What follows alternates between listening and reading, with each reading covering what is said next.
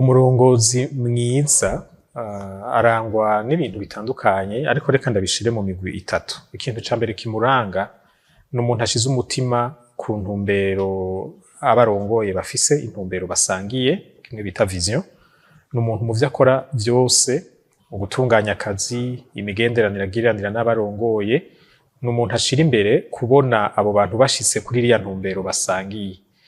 Iyo bavuze vision, imbona kazoza, kiba ari ikintu cagutse kizofata imyaka myinshi, ariko haba ari intumbero zo ku mwaka canke mu mezi atatu, arazishirako umutima cane ku buryo ibikorwa vyose bikorwa biba ari ibikorwa bibajana kuri iyo ntumbero.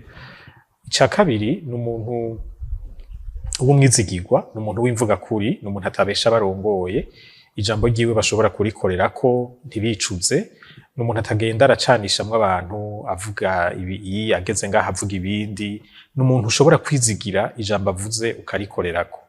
Hanyuma ica gatatu ni umuntu aciye bugufi, ni umuntu agerageza kuzana icuka co kwiyumvanamwo hagati y'abarongoye.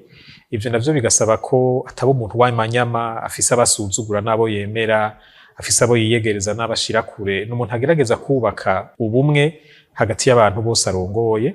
Ivyo navyo bishoboka iyo aciye bugufi, akabiyegereza, akabaha agaciro nk'abantu, ntabasuzugura afatiye kumbure ku bibanza barimwo, canke ku mashure, canke ku bukene n'ibindi. Akaba umuntu yubaka umutima wa equipe, umutima w'abantu bagize umugwi wiyunze. Novuga ko ivyo bintu bitatu birafatira hamwe ibintu bitari bike mu biranga umurongozi mwiza.